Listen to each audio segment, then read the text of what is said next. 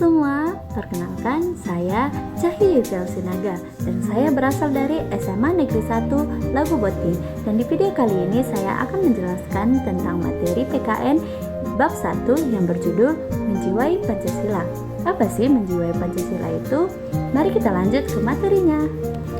Jadi, materi ini menekankan pada pemahaman mendalam dan pengamalan Pancasila sebagai dasar negara dan ideologi terbuka. Materi ini terbagi atas 4 subbab utama. Subbab yang pertama berjudul Keterkaitan Antarsila Pancasila. Pancasila adalah satu kesatuan organis yang utuh. Kelima sila saling berhubungan, menjiwai, dan mendasari satu sama lain, membentuk hierarki yang tidak dapat dipisahkan. Contohnya adalah sila pertama atau ketuhanan yang Maha Esa, berfungsi sebagai fondasi atau sumber nilai tertinggi yang menjiwai seluruh sila di bawahnya. Contoh keterkaitannya adalah kemanusiaan yang adil dan beradab, atau bunyi dari sila kedua itu harus senantiasa diyakini oleh keyakinan terhadap Tuhan yang Maha Esa yang berada di sila pertama. Demikian pula segala keputusan politik atau pengamalan dari sila keempat harus menjunjung tinggi nilai persatuan dan keadilan seperti yang ada di sila kelima Pancasila.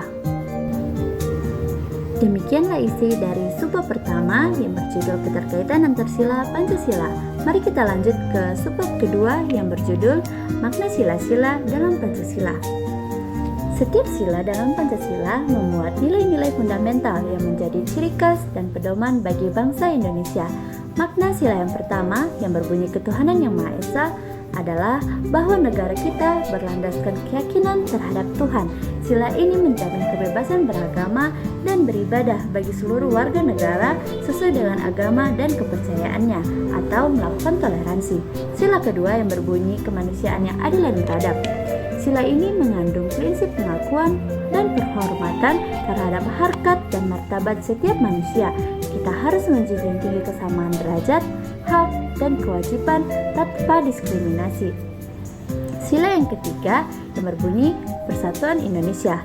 Prinsip utama sila ini adalah mengutamakan persatuan dan kesatuan bangsa di atas kepentingan pribadi atau golongan. Hal ini mewajibkan kita untuk cinta tanah air dan menjaga keutuhan bangsa.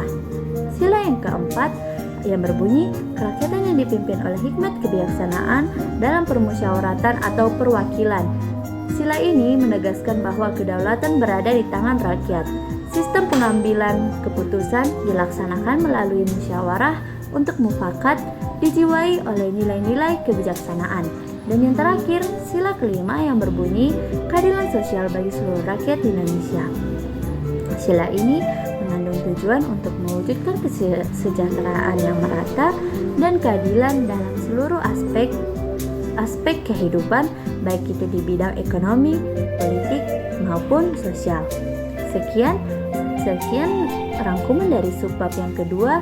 Mari kita lanjut ke subbab yang ketiga. Kita lanjut ke materi ketiga yang berjudul Pancasila dalam Tindakan. Pancasila harus diwujudkan dalam nilai praksis atau tindakan nyata sehari-hari, bukan hanya sebatas konsep teoritis. Mengimplementasiannya yaitu perilaku Pancasila mencakup kesadaran daripada menjunjung tinggi kejujuran, melakukan gotong royong, bermusyawarah, dan memiliki sikap peduli terhadap sesama kita.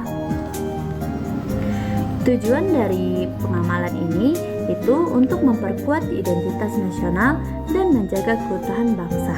Sekian rangkuman materi dari subbab yang ketiga. Kita lanjut ke subbab yang keempat. Baik, sekarang kita masuk ke subbab yang keempat yang berjudul Pancasila sebagai ideologi negara. Ideologi adalah seperangkat gagasan, nilai, keyakinan, dan pandangan dunia yang menjadi landasan bagi pemikiran dan tindakan individu maupun kelompok.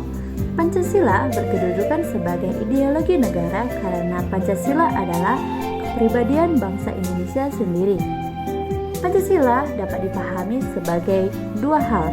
Yang pertama, meja statis, dan yang kedua, leistar dinamis. Apa sih meja statis dan leistar dinamis itu?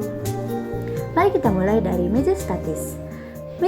pengertian meja statis yaitu Pancasila adalah titik sentral yang mempertemukan dan mempersatukan keragaman bangsa, serta mendasari ideologi dan norma negara. Disebut statis karena Pancasila bersifat tetap dan tidak berubah. Sedangkan dalam pengertian Lestari dinamis, Pancasila adalah bintang penuntun yang mampu menggerakkan dan mengarahkan bangsa Indonesia. Pancasila mampu bersifat adaptif sehingga mampu mengatasi tantangan zaman tanpa harus mengubah prinsip-prinsip dasarnya.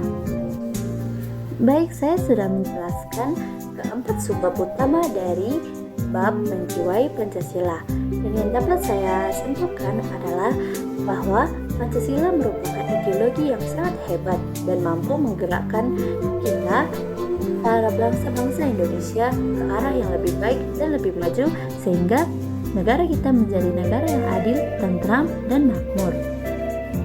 Sungguh hebat para pemimpin kita terdahulu atau para pendiri bangsa yang telah merancangkan Pancasila dengan begitu efisien dan begitu kompleks sehingga dapat menjadi suatu ideologi negara yang memimpin kita hingga saat ini.